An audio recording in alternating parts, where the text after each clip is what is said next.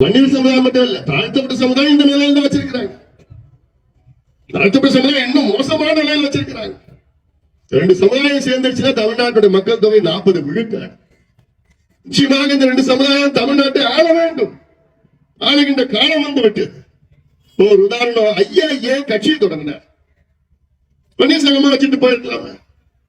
ஐயா எல்லாரையும் பார்த்தாரு. எம்ஜிஆரை பார்த்தாரு, கலைஞரை பார்த்தாரு, பிசி அலெக்சாண்டர் பார்த்தாரு, நாம் நரசிம்மராவை பார்த்தாரு, ராஜீவ் காந்தியை பார்த்தாரு. எதுக்கு இடஒதுக்கீடு யாரையோ பார்த்தாரு. கடைசியில எல்லாமே ஏமாத்திட்டாங்க.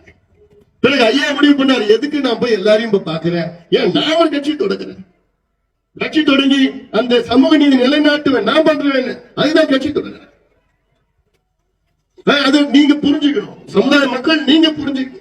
இன்னைக்கு பாருங்க, ஒரு அதிகாரி எம்எல்ஏ ஒரு அதிகாரம் வந்த உடனே எவ்வளவு பேர் வீடு கட்டி கொடுத்திருக்கிறாரு. அப்ப நினைச்சு பாருங்க, அந்த ஆட்சி அதிகாரம் வந்துருச்சுன்னா என்ன நடக்கும் பாருங்க. ஒரு கையெழுத்து, என்ன இடஒதுக்கீடு என்ற கையெழுத்து, கல்வி என்ற கையெழுத்து, வேலை வாய்ப்பு என்ற கையெழுத்து உனக்கு எவ்வளவு நேரம். சமுதாயத்துல நீங்க புரிஞ்சுக்கணும். புரிஞ்சுக்கங்க.